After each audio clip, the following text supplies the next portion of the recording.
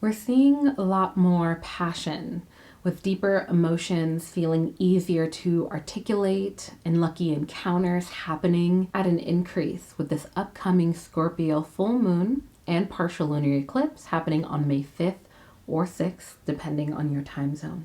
Now, with our second lunation in eclipse season falling in the passionate water sign of Scorpio, this partial lunar eclipse will offer us some of the strongest energy for celebrating how far we've come, releasing what no longer serves us, and finally expressing anything that might be building up inside, even if it's hard to say out loud.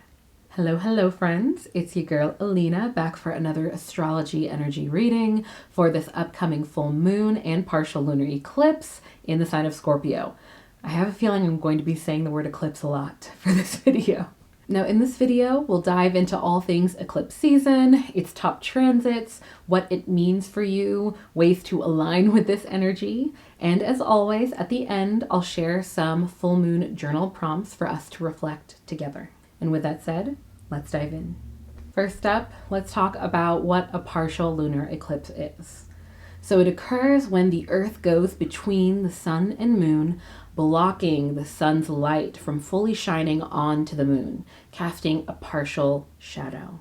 Now, as mentioned in my previous video where we discussed the Aries new moon and solar eclipse that occurred, eclipses are seen as cosmic signs of change, as they can tend to initiate sudden endings, which is often seen during lunar eclipses like this one's, and quick beginnings like we saw with the previous one, along with revelations and strong energetic shifts. Now, many astrologers believe that lunar eclipses can hold the power of multiple full moons wrapped into one, which is why things can tend to shift a lot more rapidly during eclipse season.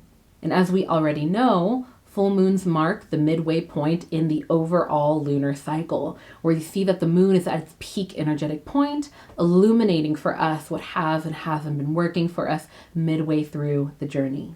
And just as they can highlight things that we might be ready to let go of, or that could be a hindrance midway through this journey that we see in a lunar cycle, so too can it also illuminate things to celebrate. And it offers us a great opportunity to reflect upon how far we've come as well.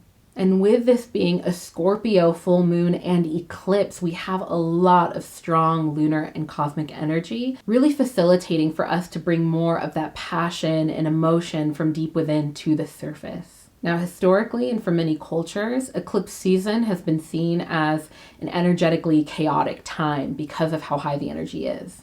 And this is one of the many reasons why you see people who work within the metaphysical and spiritual astrological worlds tend to hold off on manifestation rituals due to the potential for chaos that eclipses can bring.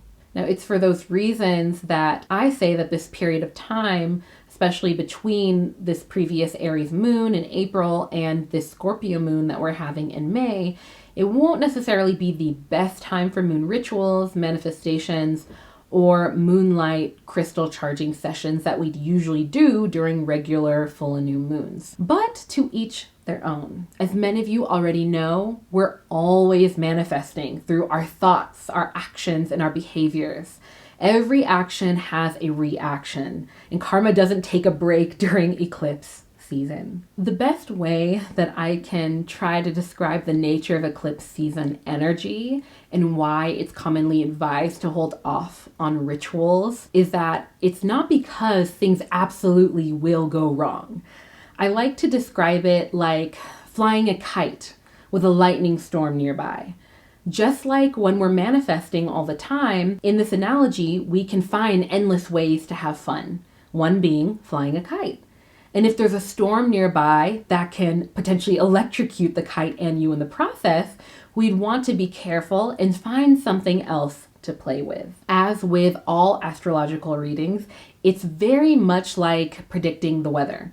Just because someone predicts that there's going to be a lightning storm doesn't automatically guarantee that you will be electrocuted.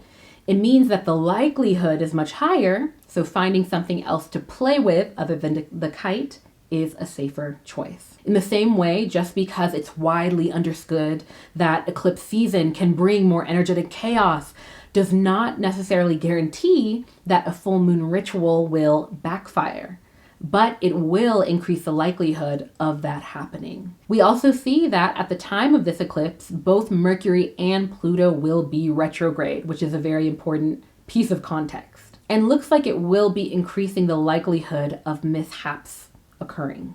So with all of that said, in terms of should we, shouldn't we do rituals during eclipse season, it's completely up to you. And I hope that me describing that and offering some astrological context as well with other transits happening at this time can better inform your decision making. Okay, now with all of that context, when we see a lunar eclipse specifically in the sign of Scorpio, this water sign that brings this heightened passion, intensity, and desire into the equation, it makes Scorpio full moons a very powerful time for expressions of love, boundary setting, and finally expressing how we truly feel. Now, this can be a great time to follow our passions into deeper research, setting important boundaries, and leaning into our intuitive abilities, as all of these actions are very energetically supported during the time of this eclipse. All right, next up, in terms of transit surrounding this eclipse, a few days leading up to the Scorpio eclipse on May 1st, we will actually see that Pluto, the planet of the subconscious, of transformation, will be going retrograde in the sign of Aquarius all the way until October 1st. Now, Pluto retrograde is a regular cycle lasting 5 to 6 months every single year. And with it being an outer planet, there's a lot less need to worry about its impact in comparison to the more rare inner planet retrogrades, like, for example, Mercury retrograde. Now, when Pluto is in retrograde, it can be a very conducive time for reflecting on our relationship with power and control within our lives. Now, with Pluto being the planet of transformation, the subconscious, and change, when in retrograde, there can be this increase in stagnation around changing things in our lives.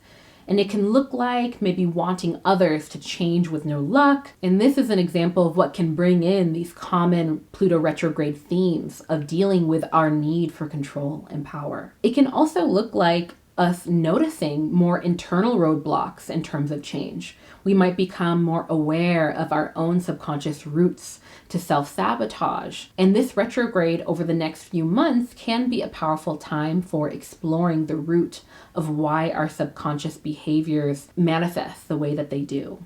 Overall, Pluto retrograde can be best handled or met or aligned through letting go in order to transform, letting go of trying to force things or trying to change people or ideas or perspectives, and focusing more on what we can control naturally, what we are born being able to control, which is our own behavior, our own perceptions, and how we choose to respond to things. So if you know that there's highlighted relationships issues that you cannot control, sometimes letting go and setting boundaries can also be exactly what we need.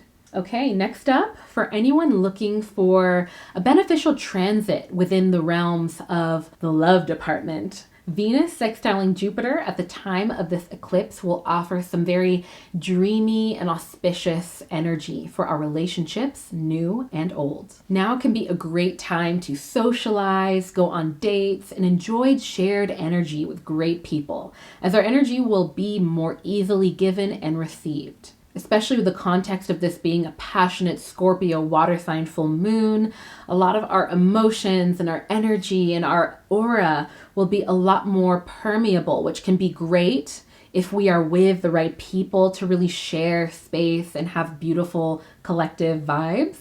But on the other hand, it can be important to protect our energy as well. If we're noticing that we're already feeling a little bit more sensitive during the Scorpio full moon, might not necessarily be the best time to be out, especially with anyone or environments where we don't feel the most easy. We also see that Mercury is still in retrograde, so there can still be a heightened potential for miscommunication or misunderstandings.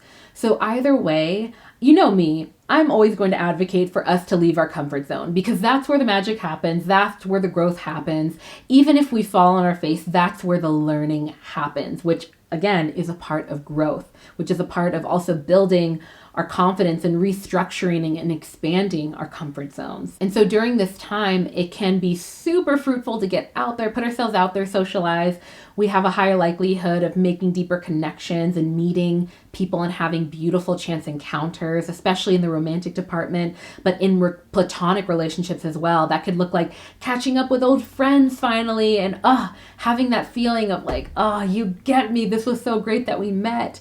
But I also advise for us to all give one another the benefit of the doubt, especially during Mercury retrograde, because again, it's not just you who has the potential of miscommunicating something but other people could too. There is the potential that we misinterpret what other people are saying. So overall, this Venus sextiling Jupiter transit offers very strong and dreamy vibes of social gatherings and outings around the time of this eclipse, if you so choose to partake.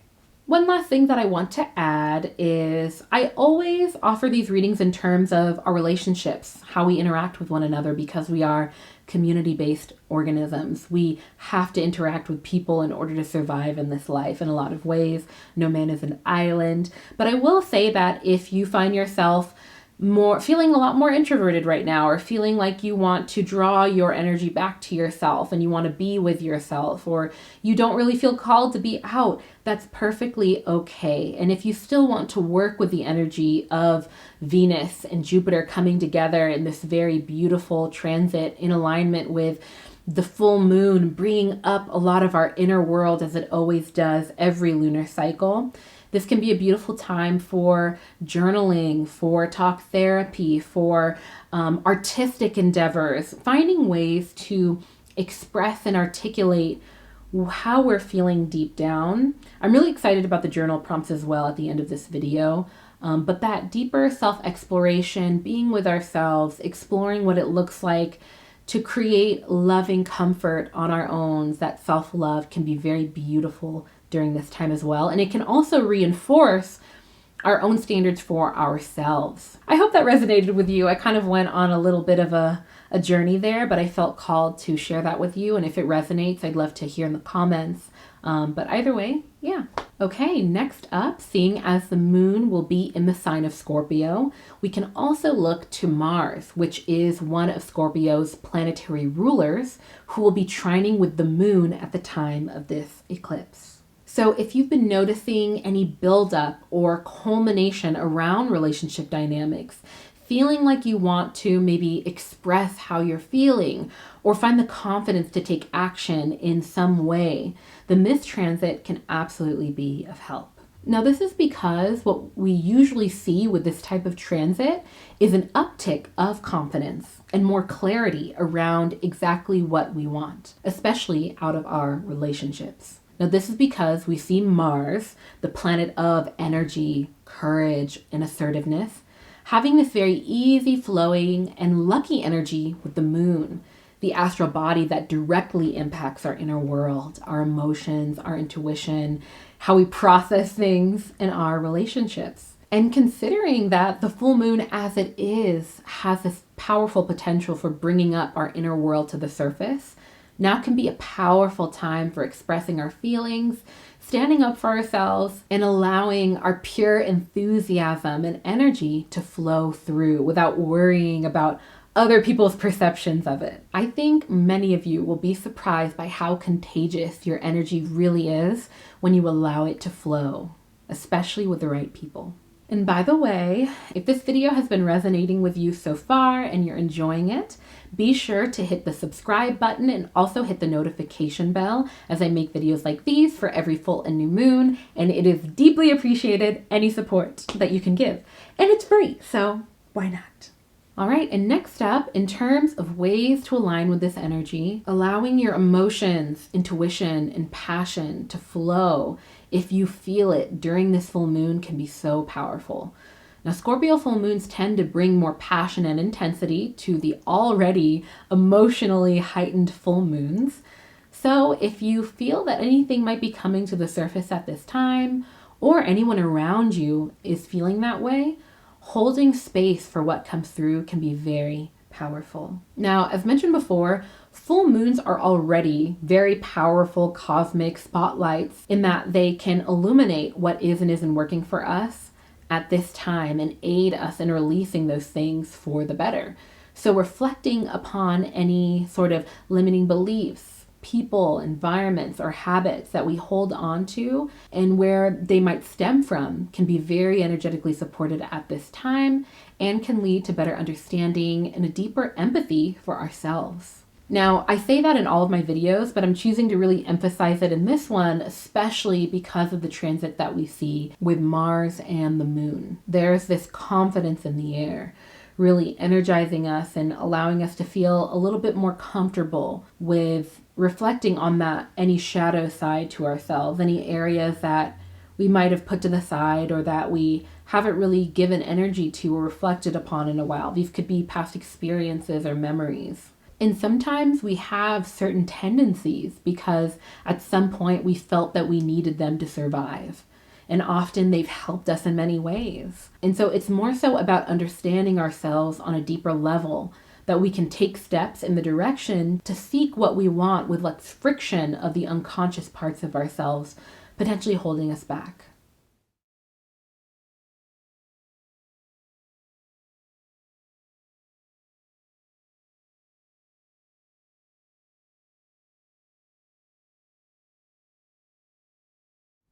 In what ways can you channel your passion or stronger emotions to your benefit? And finally, what are you ready to celebrate during this full moon? These can be big or small moments of gratitude, or big or small wins, as every step of the journey matters. All right, y'all, I'm gonna go ahead and end the video here, but if you made it to the end, I'd love if you could comment 3 ocean wave emojis to let me know that you made it. Or you can comment what you thought about this reading. If you've noticed any of these energy shifts already, I tend to notice a lot of them around up to a week before the eclipse or the full moon or new moon or the lunation in general. And you know what? Today I'm going to close this video with the Easter egg that I have at the end of all of the 2023 planners. This is an advertisement, we're sold out, but I feel called to read it to you today. You are loved. You are never alone. Big things can come from small actions. And that's kind of the law of existence, really. Small actions created everything. The earth has its seasons, and so do you. The moon has its phases, and so do you. Bloom where you've been planted. Grow roots in the nourishing soil that is your chosen family and community.